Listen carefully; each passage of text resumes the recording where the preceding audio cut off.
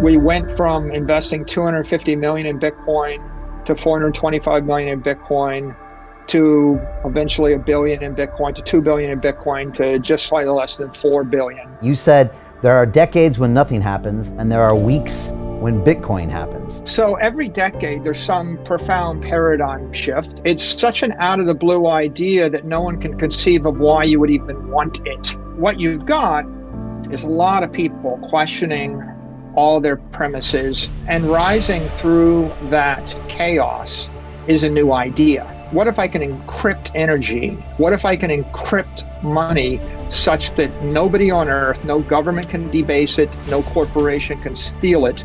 I don't trust anybody. I'm going to create a shared immutable ledger, incorruptible, immortal, transcendental ledger. If I can transfer $1 million of value from me to you without an intermediary, that means I have transcended the political realm.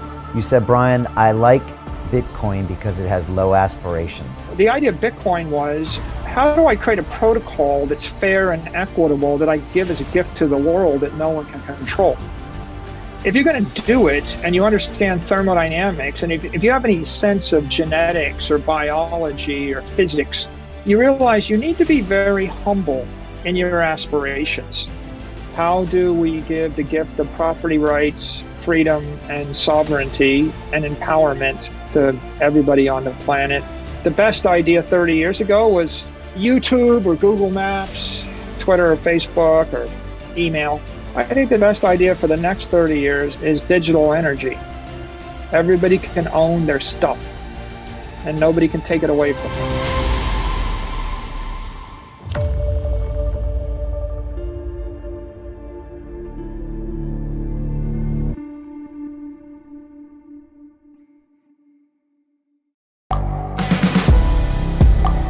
The world is changing. Inspiration is everywhere.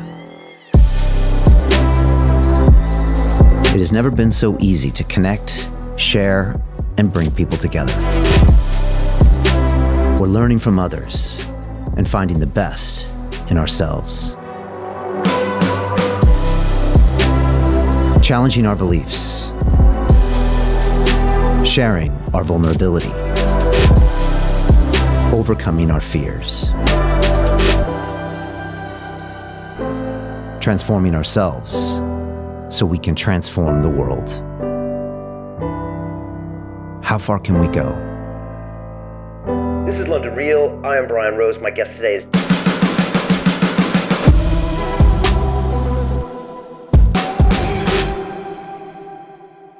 This is London Real. I am Brian Rose. My guest today is Michael Saylor, the American entrepreneur, technologist, author, and Bitcoin evangelist.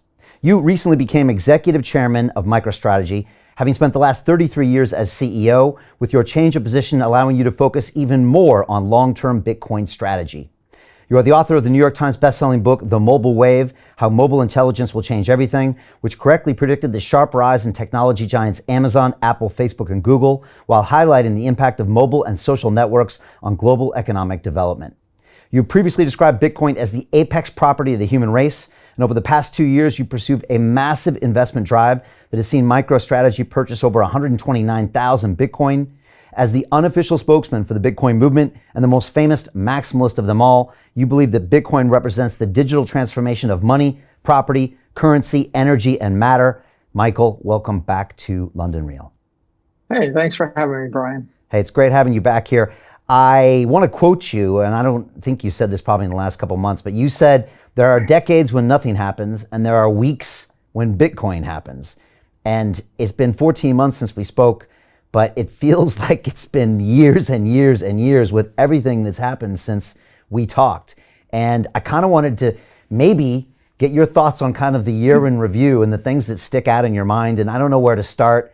You know, do we start with Celsius and Voyager going bankrupt? Do we start with the failure of UST? Do we start with Bitcoin going to 68,000 and back to 20? Do we start with the ETH merge, or recent statements by Gary Gensler of the SEC saying Bitcoin's a commodity and everything else is a security? I don't know. What's the highlight for you in the past year? I think that the highlight in the past year is the institutional adoption of Bitcoin and the maturation of the asset class, along with the education of millions and millions of people as to why they might want digital property, what is a digital commodity, and what's its place in the macro economy.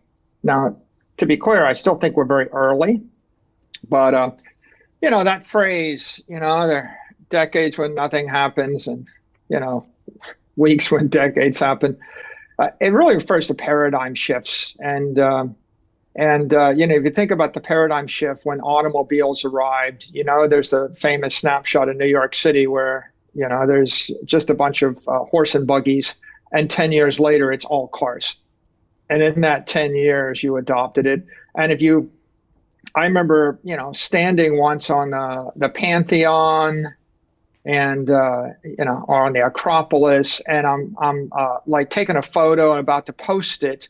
And I think to myself, what's different about this? And I think, well, last time I was here, maybe a decade ago, I had no smartphone. I had no iPhone. There was no Facebook. There was no Instagram. You couldn't post it. There were no, digital photography didn't exist. So a decade goes by and you're like, you're trying to remember, you remember back in college, I went to college, we didn't have laptops, Yeah. So when I was in college, there were no laptops. And I thought, well, what if I'd had a spreadsheet when I was doing engineering? I went with an HP 15C calculator, and we had notebooks, and we wrote down 20 pages of calculations in a notebook with the calculator, and I remember seeing people saying, well, you got a calculator? We use slide rules, and you fast forward a decade and people have laptops. You fast forward another decade, they have internet. You fast forward another decade, they've got YouTube and simulations. And now you're starting to question whether or not you even needed to go to college at all. Maybe you could have just sat at home. So every decade, there's some profound paradigm shift. And the thing that hits you about a paradigm shift is it's such an out of the blue idea that no one can conceive of why you would even want it. So, it took a while before people thought maybe radio waves have a place, right? Or maybe electricity has a place in the world. And why would I want a railroad? But I think now we're studying this paradigm shift of digital energy. And why would I want to move a block of $1 billion of something from point A to point B through cyberspace in a split second with instant final settlement, right? Initially, if you roll the clock back a decade, we didn't have it. Every financial crisis we've had, right, in the history of the world, and we've had 10,000 of them. There have been 10,000 currency collapses, from the Lydians to the Athenians to the Spartans to the Romans to the Venetians, to the Brits multiple times, to the Carthaginians. You could just go on, and the Persians, and go on and on and on and on. And the history is full of examples of an empire rises, someone mints a currency, the successors or the children of the conqueror debase the currency, the grandchildren debase it more, the great-grandchildren forget how they actually got the power, they spend everything, go wacky crazy, pretty soon the economy collapses, you can't pay your soldiers, they all defect, and the barbarians come over the gate and they take everything, including your debased gold. They melt it down, they purify it, they mint their own coin, and the cycle starts again. That's literally taken place 10,000 times. When von Schliemann dug up ancient Troy, he dug up like 19 ancient Troys. He found 19 cities buried under each city. Everybody said, good place to build a city. They would build it. They would rise over a couple hundred years. They would crash and burn. 200 years would go by. Someone else comes along and says, wow, good place to build a city. We do it again. We do it again. We do it again. That's the history of money. And that's the history of economics.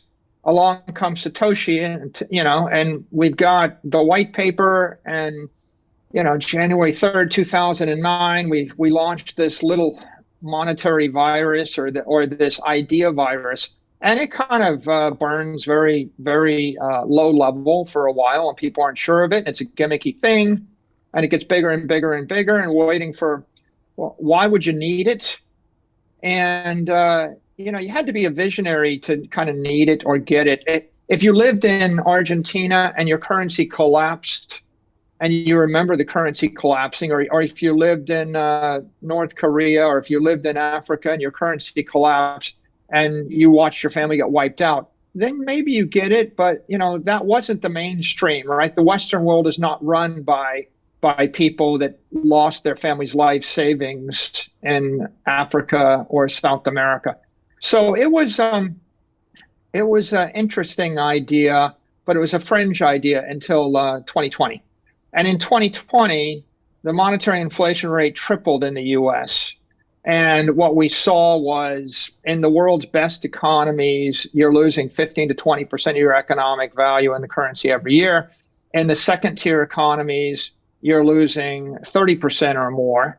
Like the Japanese yen is down 24% against the dollar in the last 12 months, right? And in the tertiary economies, you're losing 50, 60, 70% of the value in the currency. And that's where you get a Sri Lanka, where literally the entire government collapses, or what you're seeing going on in Africa and Zimbabwe right now, or famously in Lebanon, where people have been breaking into banks, taking people hostage to get their own money back, right? The bank robbers are robbing banks, and their demand is, give me my own money back, because the government stole the money and the banks froze it, devalued it, and they're going to give it back to you over the next 17 years, devaluing it 20% a year while they trickle it out to you. So here we are. We're in this great reset, if you will.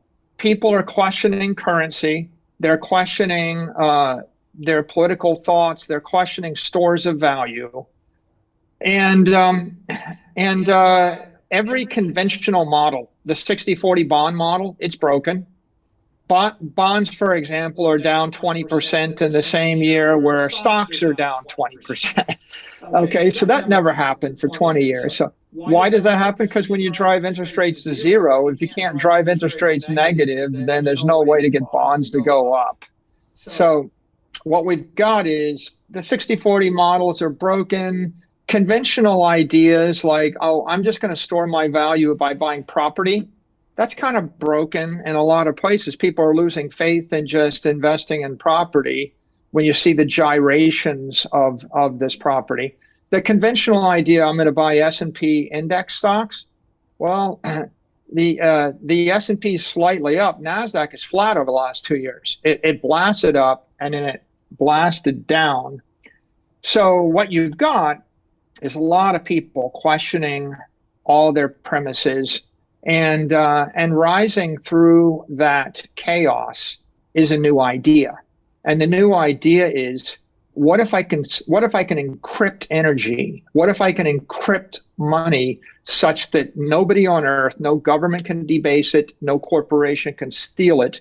I don't trust anybody. People don't trust governments, right? We're at an all-time low in public trust of institutions. It doesn't matter what government. And they don't trust companies. And why? For good reason, because companies are influenced by governments, right? Right? If you're in America, you're certainly not going to trust a company in China. And if you're in China, you're certainly not going to trust a company in America. And then, a lot of people that don't trust domestic companies, and the Europeans and the Australians don't trust American companies either. So there's a lot of lack of trust. So if I can't trust that, then what can I trust? Where am I going to put my money? I'm going to do a slight detour here, Brian, but this is very interesting that I want to share with your listeners, which is I track the financial market since we embarked on our Bitcoin strategy. So here is what's happened since August 10th, 2020, when we adopted Bitcoin as a treasury reserve asset. Bitcoin is up 65%. MicroStrategy stock, and MicroStrategy's bought almost $4 billion, not quite, but nearly $4 billion of Bitcoin. MicroStrategy stock is up 66%. So we are tracking slightly ahead of Bitcoin. The S&P is up 14%. The NASDAQ is up 4%. Whoa, 4%. All of big tech is up 4%. Gold is down 18%. And, bonds, the ultra safe bonds, long-term bonds, down 18%. Oof. So in terms of asset classes, the crazy volatile Bitcoin is the best performing of all those major assets. And then you can say to yourself, well, I'm just going to invest in stocks. Okay, let's look at big tech. Google's up 37%, Apple's up 32%, Microsoft's up 16%, Amazon is down 22%, Facebook is down 45%, and Netflix is down 52%. Okay, MicroStrategy, little MicroStrategy, no one ever heard of, up 66%. Would you have guessed that a mid-sized software company, low growth, mid-sized software company nobody ever heard of, would outperform Google in the last 2 years by a factor of 2? And so last point I make, we compete against companies 100 times as big as us. Oracle, 100 times bigger than us. They're up 25%, IBM's up 3%, Salesforce is down 23%, SAP's down 47%. Okay, so what is the lesson of that? The lesson is we're in the middle of chaos. There is no place to hide. Your choice is you could buy gold, but gold is dead metal and it's just getting ground into the dirt, right? I can seize your gold. Gold is the half-life of money, and gold is 35 years. And you can't put gold on 8 billion iPhones. So the problem is there's no tech in gold, and it was a good idea in the 19th century, and it's centralized. Governments can seize it, and the gold miners keep debasing it. They keep mining more gold, right? In the best year, you get 2% more. In the worst year, someone seizes a bunch of gold, dump it on the market, you get more than 2%. So people are looking for a safe haven. What's it going to be? Property in Africa? Property in Venezuela? You can't have property in North Korea. Property in Argentina? A business? A business where? A business in Argentina where the currency collapses? What good are your cash flows if the currency that you generate the cash flows are collapses in value? So I think here's the big idea, really big idea. Everybody in the world has to decide where they're going to locate their family. They have to physically. They have to decide where they're going to locate their themselves in cyberspace, their mind. Are you going to watch Facebook all day long? Are you going to read Twitter? Are you going to be on YouTube? You're going to go to Rumble? Are you going to look at Instagram? Right? Where is your mind? Right? And then the third question is, where is your business? Are you going to run a yoga studio in Miami? How about a yoga studio in New York? How about, are you going to run a farm in Zimbabwe, a ranch in Argentina? Are you going to buy a company that has business interest in China?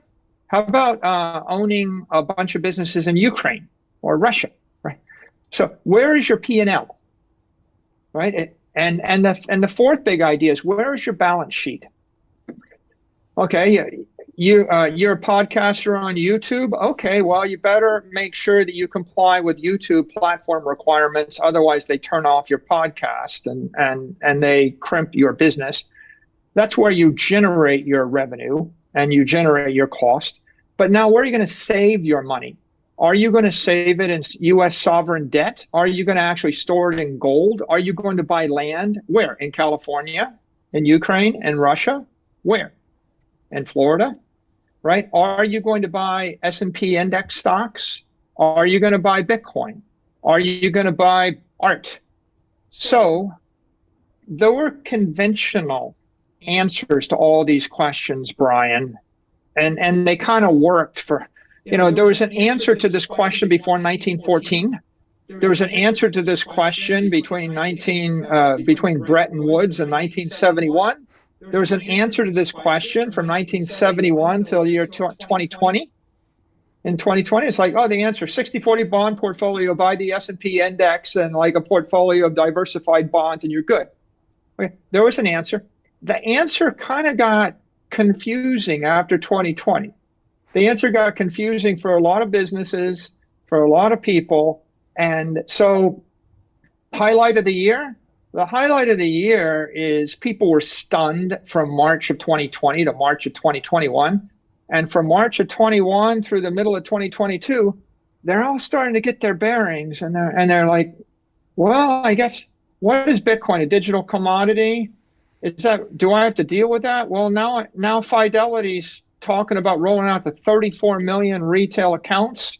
You've got the government embracing crypto assets, saying we better figure it out. Congress, senators getting educated on it. The CFTC, the SEC getting educated on it. Big institutional investors starting to take Bitcoin positions. The media now you've got Bloomberg covering crypto. You've got CNBC covering crypto. You've got an entire world, media analysts, politicians, financiers, and they're all starting to figure this out. But I still say we're early, right? This paradigm shift takes a decade. And maybe the first decade was the embers of a flame flickering from 2009 to 2020. And then from 2020, we started pouring gasoline on that flame, right? The gasoline in the US is we triple the inflation rate, monetary inflation. But forget about that. Maybe you're a blue blood living on the Upper East Side with a trust fund and you just don't see why you need it. The gasoline in Sri Lanka is everybody lost everything overnight. The gasoline in Lebanon is the bank freezes their doors and you lose all your money. The gasoline in Argentina is the peso goes from 20 pesos to the dollar to 280 pesos to the dollar in 4 years, right? The gasoline in Ukraine is oops, there's a war. Banks are, there's a limit to how much money you can withdraw. And the gasoline in Russia is, okay, I get, the stuff you thought you owned in Europe, you don't own that anymore. We're taking that from you, taking your gold, taking your bonds, taking your yachts, taking your villas. So there's a lot of people with a 2x4 to the head, and they're all stunned, and they're all trying to figure it out. And there's this colorful debate, a political debate, a media debate, a debate on YouTube, a debate on Twitter. What's the solution? And the only thing we can all agree on is we probably need to look at some new ideas because the old ideas just don't work anymore. And there's no intellectually honest person that would say, yeah, everything I believed in 2019 or 2018, it's all still true. I haven't changed any of my opinions about anything. I mean, everybody's had a place in their life where they've been jarred and stunned, and now they're trying to make sense of it. So the question is, how do we move forward? And to summarize on Bitcoin, I think Bitcoin is it's very volatile. It's getting jerked around. All risk assets are getting jerked around. If you look at one of the more interesting things, right? The 2 year, the 2 year treasury was 16 basis points a year ago, and it's currently like 3.9%. We went from 16 basis points to 390 basis points on short-term money. The mortgage rate on a 30-year mortgage has gone from 2.7% to 6% in 12 months, right? Crazy. The yield curve is inverted. You get paid higher interest on a 2-year loan to the federal government than on a 30-year loan. The 30-year loan is 350 basis points. So summary of all this, it's this. We had an unprecedented expansion of the money supply in March of 2020, where we just pegged interest rates to zero, and the banker said we're going to keep interest rates at zero for the next 4 years. They literally implied, they said not until 2024 will we raise interest rates. Okay, well, that's one panic. And now we've got the other extreme, which is the fastest tightening of the money supply, like one of those oh crap moments. Oops, I think we overdid it on one side. Now we overdid it on the other side. And what you see is risk assets. They're all getting hammered down, Bitcoin included. But look, all financial assets, bonds hammered 20%, NASDAQ hammered 30%, S&P, gold hammered, silver hammered, and Bitcoin hammered. But on the other hand, tangible assets, oil, natural gas, food, any type of energy, they're all shooting up. Right. And I think people are going through this moment where they're like, I guess I'm going to freeze to death or starve to death unless I have some of that tangible commodity stuff. And the financial stuff, I guess I'll trade it. And meanwhile, the politicians, they play with the little knobs, attempting to do good. And it turns out that it's very difficult for humanity, for any human being, to actually make adjustments fast enough and intricately enough so that they can do good without probably doing more harm than good. And that's where we find ourselves right now. Yeah, and I grew up on the U.S. yield curve, because when I went from MIT, where we both graduated, I went straight to Wall Street, and I was trading fixed income derivatives. So I grew up on 3% overnight rates, 6% long rates. I traded a swap book that traded as a premium on top of that for interbank rates. And it pretty much stayed around there for the next 10 years, okay? So a couple times we had a flat curve. I think the bond yield got up to 8% maybe. But there wasn't QE back then, and it behaved like it traditionally behaved. What you just said boggles my mind, that a 2-year note could go from 16 bips to 390. That's just, the beauty of the fixed in 50 weeks. That's crazy. I mean, 50 weeks. And it's such a massive market for people that don't know. It's so big, and that's why it usually doesn't move much, and it can still move markets. And now it's all over the place. Like you said, we used to believe that the Fed had some control over the economy. Now it's not obvious that they have any control, or that what they do helps the economy. And yeah. It's a good point. If you go back to MIT right now and take an economics class and raise your hand and say, is that really true what's in this textbook that's 5 years ago? Your professor, can he look at you with a straight face and say yes? I don't know. Be worth of us doing that, maybe, to go back to Sloan School and say, do you really think that's true? And would they have a discussion about Bitcoin? I don't know. Maybe they would. Michael, I think it's important for people to hear your background, because you said, Bitcoin was, created kind of out of the financial crisis in '08, and you might not have cared about it unless you had faced a currency collapse. If you hadn't have watched what happened in March of 2020, would we be sitting here talking about Bitcoin? Would you have 130,000 on your balance sheet? If that had never happened, would you have noticed it? No. Right. Well, here's what I would do. I sort of notice it's some techie thing that's interesting. And it's in the category of, do I want to invest in some startup or some Instagram competitor or Snapchat or Uber or Bitcoin or Airbnb or, WeWork? It's just another thing that may or may not work that I'm not paying that much attention to. I think that if you I did have a business in Argentina, and I watched a currency collapse in Argentina where we lost nearly everything. Like, we lost all of our profits for a decade. And overnight, we had all our money in a bank, and it was in dollars. It was an American bank in Argentina. Really? And the American bank sealed itself. The government sent an edict to the bank. The bank converted our dollars into pesos at $1 per peso. And then the next day devalued the peso 10 for 1. And we lost 90% of our money in one day. And in an American bank holding in dollars. And luckily for us, it was a small part of our business. So it's kind of like someone just chopped one of your fingers off, but they didn't chop your head off. Now, if you'd lived in Argentina and you had 100% of your business or your assets in Argentina on that same day, you didn't, lose 1%, you lost 90% of everything. So I kind of knew intellectually that this could be useful. But it wasn't a visceral near-death mortality facing event, right? You don't really get religion until someone says, next Monday, everything you've got, I'm taking it all. If you stay here, right? And so when you have that kind of come to Jesus moment, then you get religion.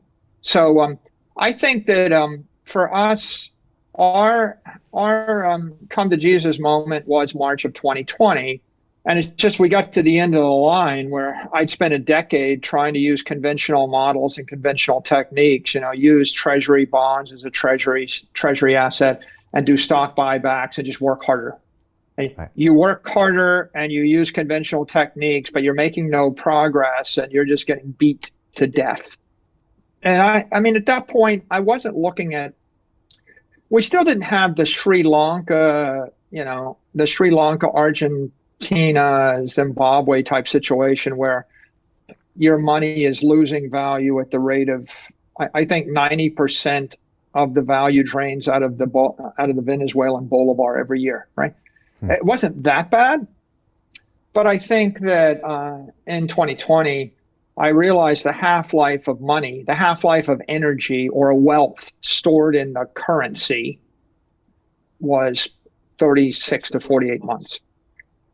So I looked at $500 million and I said, $500 million stored in US dollars at a 15 to 20% monetary inflation rate, divide 20% into 70, right? The rule is 70, and you'll think, okay, got 3.5 years and half of it's gone. So I think I got to that point. And the significance of that for me, Brian, was I realized at that point that holding 500 million in cash at a 15% monetary inflation rate means that you lose 75 million a year on your balance sheet. And the best I could hope for is 2,000 people working themselves to death, doing 100,000 things right every year, everywhere in the world. And if we didn't screw up anything, and if everybody worked themselves to the bone, we could make 75 million. Right. So I had this inflection point where I realized everything we're going to do for the rest of our lives is going to be negated by the inflation on our balance sheet. And that's the point of hope, despair, and indifference, where you're like, it just doesn't matter what we do for the next decade because we can't get ahead. Now, that's a slow death, right? I've used the phrase, right? The road to serfdom is working exponentially harder for a currency growing exponentially weaker. Just a road to serfdom. That's a slow death.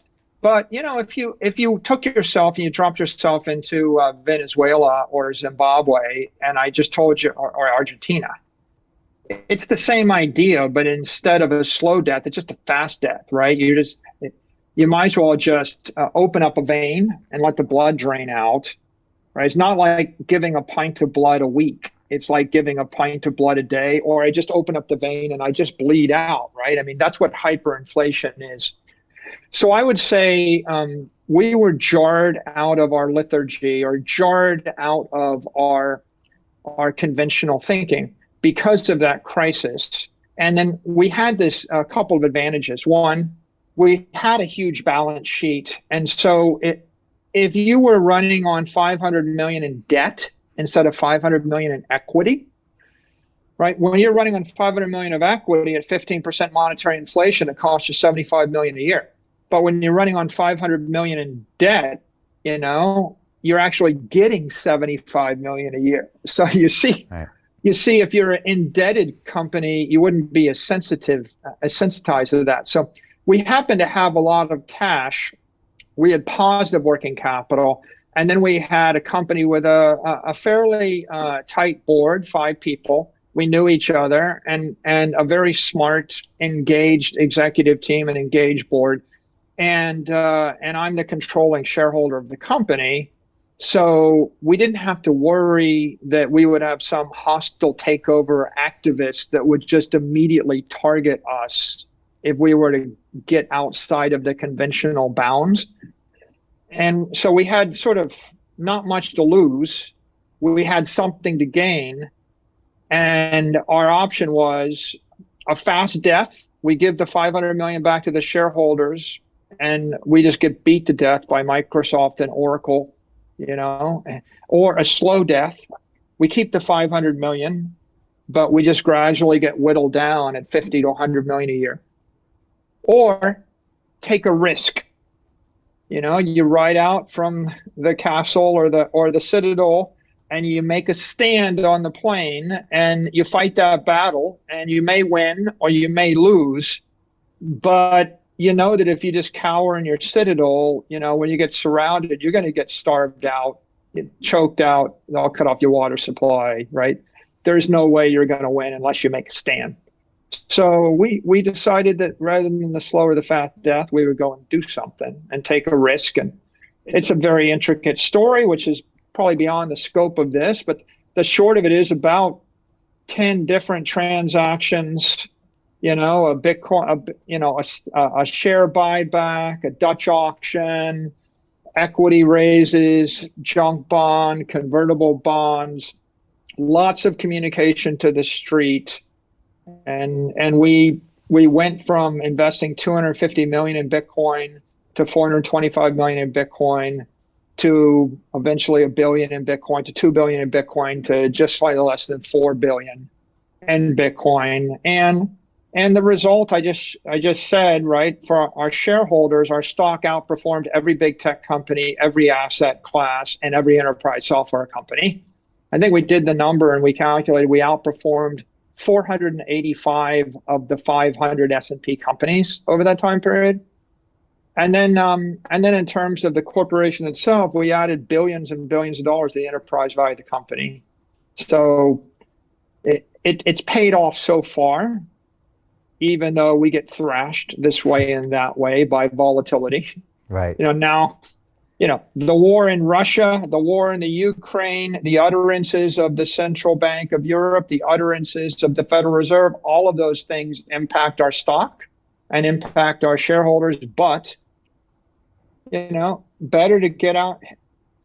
It's another analogy. You're in a rowboat, you're rowing 3 miles an hour. The wind is blowing against you 20 miles an hour. The current is 10 miles an hour. You're never going to get to your destination. You will starve to death before you get there. Your choice, reach down in the hull, put up the sail, tack into the wind, and now you're sailing with the wind. And you know what? You're actually going somewhere, and you probably will get to your destination, but you're going to actually get jerked around by the storm, and it's going to be a fast ride and maybe a harrowing ride, but you have life and you have an opportunity because you've harnessed a new energy source, and the old strategy was going to kill you. The new strategy it's scary. I got to learn to sail. I got to learn to fly. It's invigorating. It's different. People are going to think you're crazy, but they wouldn't be talking about us, and we would be just very quietly starving to death or getting squeezed out of existence while we didn't really bother anybody or threaten anybody had we not done what we did. Right. Okay. I like the decision you made. I think it was the right one. Question, is there a price of Bitcoin where things get interesting for you as far as where, I don't know, not that you get stopped out, but where as a leverage position gets where it's like, okay, now there's an issue where I might have to liquidate Bitcoin. Is there a price there? Is it 12,000 or 13,000 where that's an issue, or is that not the case? No, we've been pretty artful about this. For example, the first 425 million, almost the first 500 million was equity. And then the next 500 million or the next 1.7 billion was convertible debt, but it was converting into equity, and it's unsecured debt. So it's not related to the Bitcoin. It just becomes equity at some point in the future.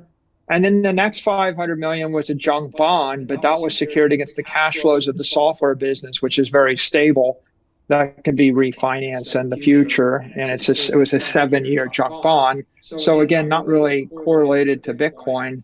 And then the next billion was an ATM equity issuance. We issued $1 billion of stock. So you see, we've issued a lot of equity, and then we've financed other parts of the business. It was only the last 205 million where we pledged some Bitcoin as collateral.